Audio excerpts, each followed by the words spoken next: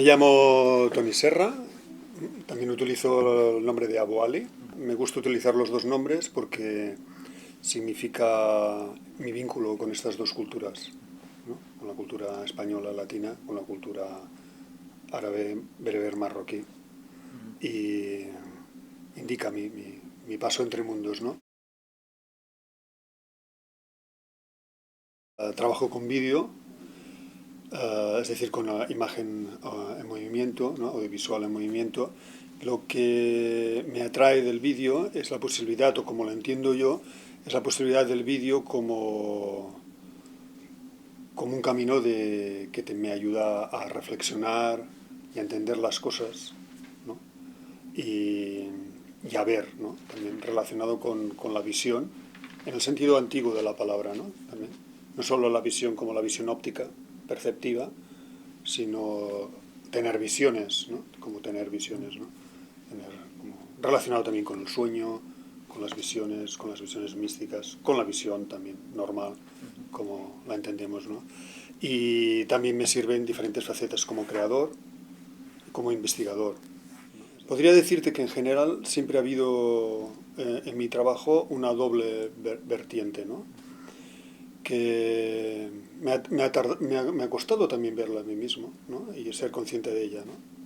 Que es la vertiente, digamos, de trabajo, podríamos decir, de un trabajo que está relacionado con una preocupación o un ámbito social, de tipo social, una crítica social también a las cosas que socialmente me han encontrado como barreras, como cosas que causaban dolor, y a todo el aparato mediático, ¿no? De la industria del entretenimiento visual, la industria de las noticias, de los videojuegos, etcétera, etcétera, que apoyan y construyen y crean un velo, ¿no? Que sostiene un entramado social que es dificultoso, ¿no? Que es causa de dolor, ¿no? Y por el otro lado, una vertiente, como esta vertiente social, habría una vertiente que es de exploración interior, de, de particular, ¿no? No buscando una identidad, ¿no? Así, sino explorando el misterio de la vida, de la existencia, ¿no? De las emociones que tenemos, de las necesidades, ¿no? Interiores que tenemos, de cómo aparecen identidades que también te cierran, cómo eh, de exploración interior, ¿no? Entonces un trabajo es de tipo más político, el otro trabajo es de tipo más poético, ¿no? Podríamos decirlo así.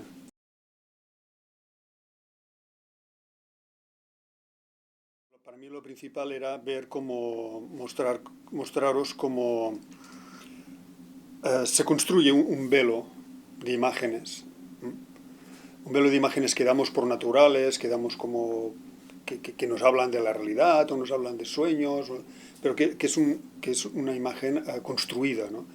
Y que nosotros la hemos construido muy poco, porque somos consumers, ¿no? La mayor parte de la gente es consumidora de imágenes. Claro, particularmente estoy en una posición, vosotros como estudiantes de una universidad como Carleton, tenéis hoy una posición que puede ser muy diferente en este ámbito de simple consumo, ¿no? Claro, podéis realmente leer las imágenes y ver qué están pasando con ellas, ¿no?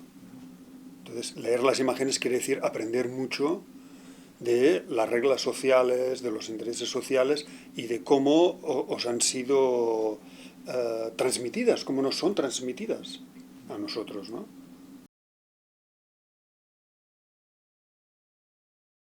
Mi trabajo, claro, ha ido evolucionando en base a este diálogo y en base a mis necesidades y en base a mis fallos, a mis errores, a mis pérdidas, a las cosas que he encontrado y ha ido evolucionando como en mi vida. Una cosa que he tenido siempre muy claro es que si puedo utilizar una etiqueta difícil a veces como es la de la arte, es siempre y tanto en cuanto sea un diálogo con mi vida, con la experiencia vital, no como algo ajeno, una carrera, una profesión, una estrategia, ¿no? Sino relacionado con mi vida, quiero decir con mi vida, con mis sentimientos, cuando me pierdo, cuando algo me preocupa, cuando algo me ilusiona, ¿no? Con mis insuficiencias, con mis anticipaciones, mis intuiciones. Entonces mi trabajo ha ido evolucionando así.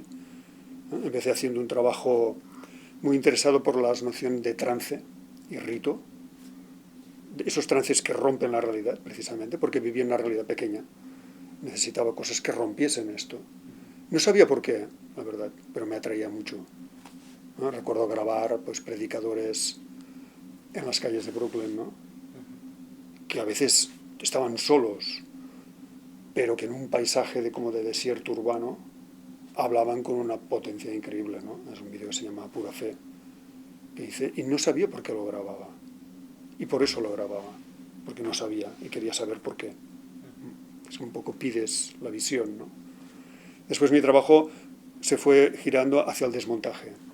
Es decir, no tanto propiamente a la arqueología mediática, sino el desmontaje, es decir, coger fragmentos de películas, fragmentos de publicidad y desmontarlos y volverlos a montar en otro orden para que no fuesen tan opacos y transparentasen no el paraíso que estaban mostrando, sino los miedos con los que estaba incitando a la gente, ¿no? Después giré un poco más hacia la arqueología mediática. Empecé a darme cuenta que estamos en una época donde a veces lo que se trata es de encontrar un documento y en vez de tocarlo, no, buscar ese documento que te muestra algo realmente con transparencia, ¿no?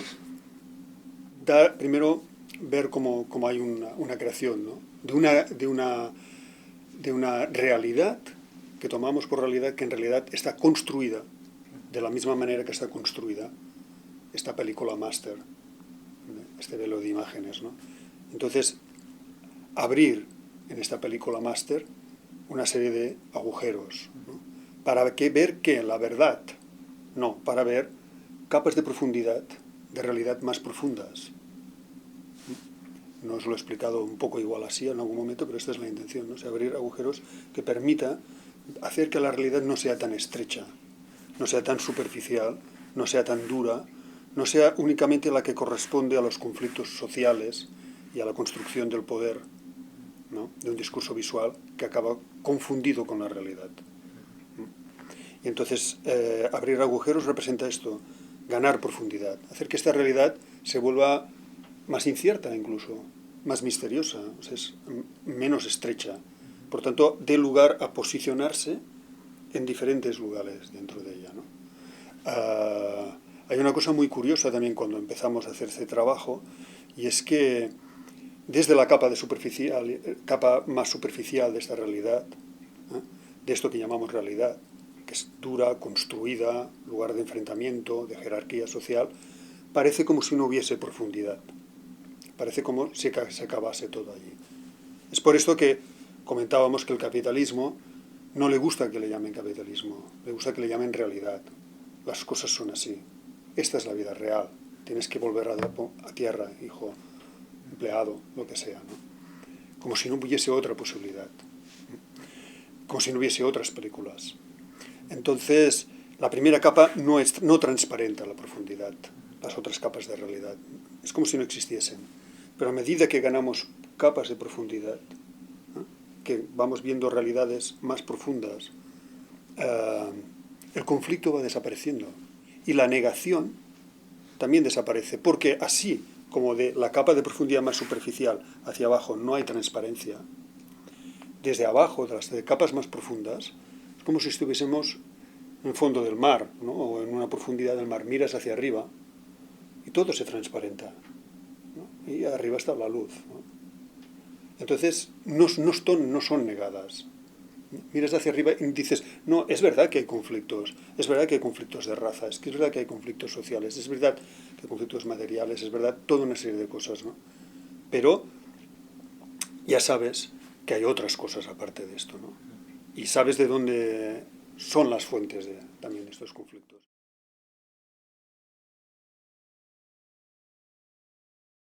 Las sustancias más potentes existen dentro del propio ser humano. Es por eso que nos afectan también cosas. Están dentro.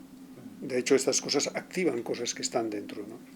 Entonces, creo que en el momento en que hacemos un slowing down, realmente bajamos, la velocidad de la película va bajando,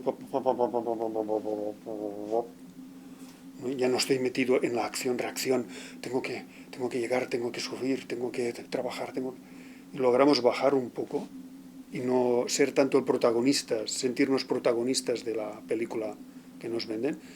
Hay efectos muy curiosos, ¿no? Empezamos a ver cosas sin necesidad de tomar nada, ¿no? Para acceder a esto hay diferentes caminos, ¿no? Diferentes tradiciones que te dan caminos. Pero simplemente el awareness, o sea, el estado de conciencia sobre nosotros mismos, ya nos habla mucho, porque de hecho una enfermedad, que es como lo más horrible que te puede pasar en un sistema de producción y de eficacia y de ser número 1 o número 2, estar arriba, por ejemplo, una simple enfermedad ya te dice para. Entonces hay que leerla, ¿no? Normalmente cuando tenemos una enfermedad la tapamos inmediatamente. Me tomo un combinado de ibuprofeno, paracetamol y no sé qué, no sé cuántos, y lo tapo, ¿no? Pero la enfermedad te está diciendo para. El cuerpo nos está hablando. Cada noche nos vamos a dormir. Y el sueño pega un golpe enorme a la realidad. Y de repente estoy soñando, hago cosas que digo, ¿cómo puedo estar soñando esto, no? ¿No? O cosas maravillosas, ¿no? O cosas que me preocupan, ¿no? Entonces la realidad se rompe allá. Pero decimos, es un sueño, los sueños son, y entonces ya lo volvemos a tapar. De la misma manera que hemos tapado la enfermedad con un ibuprofeno, tapamos el sueño diciendo que no es real. Pero el sueño nos ha hablado, la enfermedad nos ha hablado. Si estamos atentos a la evolución de nuestro cuerpo, veremos los signos de vejez o los signos de crecimiento. Nos están hablando. Cuando nos enamoramos o entramos en una relación de amor, nos está hablando mucho. De repente, como decíamos, nuestro centro no está en mí. Es como si mi yo fuese demasiado pequeño para mí. Necesito estar en otro lugar. De repente me reconozco en el brillo de otros ojos. Veo a través de esos ojos incluso, ¿no? Entonces, esto nos habla mucho. Pero igualmente nos enseña muchas veces a taparlo, ¿no? Y así la vida nos va hablando constantemente. Entonces, si estamos en un estado de awareness, de conciencia, ya tenemos una buena sustancia que va a romper esa realidad diariamente muy fuerte, sin manipulación, ¿no?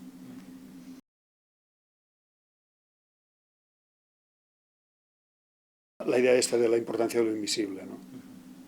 Como esta realidad se vuelve estrecha y fina como un papel y plana porque solo se mueve en lo visible, ¿no?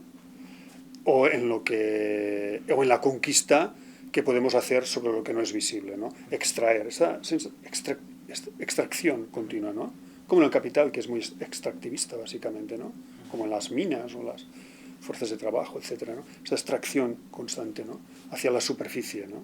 También de las materias primas, pero también de las materias emocionales, como puede ser pues, a través de Facebook o redes sociales, que afloran todos nuestros sentimientos y se ponen en una superficie que es como un escenario, un panóptico inmenso, ¿no? Pero pensar en la importancia de lo invisible, de lo que no está presente, de lo que no está oculto, no en términos de algo a conquistar, sino algo en términos, algo con lo que es bueno que estemos conviviendo. Tenemos que convivir con lo que no está aparentemente allí, ¿no?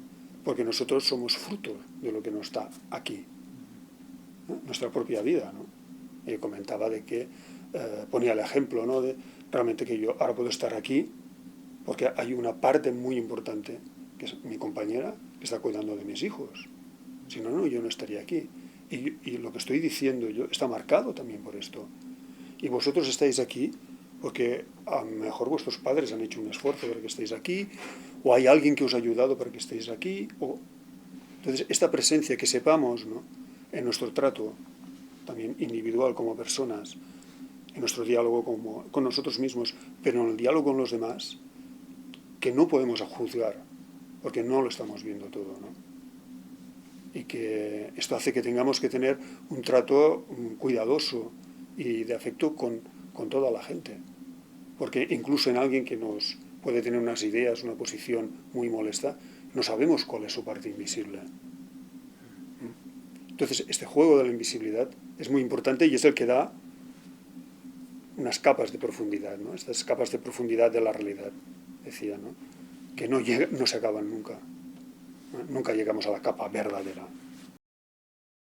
Aprendí a cuestionar mis alrededores y mi posición dentro de sociedad y el mundo más grande. Algo muy interesante que aprendimos de Tony es cómo en el sistema capitalista en el que vivimos desde muy jóvenes hemos sido inundados con ciertas imágenes que influencian la manera en que pensamos y la manera con la que interactuamos con otras personas, la manera en que vemos el mundo. Yo he aprendido mucho sobre lo que consideramos normal en el mundo y lo que realmente no es normal, sino lo que hemos experimentado a lo largo de la vida. La primera imagen del colonialismo es un árbol cayéndose y en el video comienza con un árbol cayéndose y luego al final el árbol en reversa parándose otra vez, entonces es muy interesante, como eso me gustó mucho, como estamos reclamando lo que ha sido perdido, lo que ha sido colonizado y le estamos dando vida de nuevo. El valor de escuchar a otros y el rol que otros pueden servir en ayudarnos a nosotros mismos a derrumbar las barreras que hemos construido, las fronteras, como diría Tony, ¿no? Pues creo que es importante. Gracias por venir. He disfrutado a sus clases mucho. Muchas gracias, Tony. Muchas gracias, Tony, por venir, lo disfrutamos mucho y aprendimos bastante. Y muchas gracias por venir, Tony, ha sido un placer.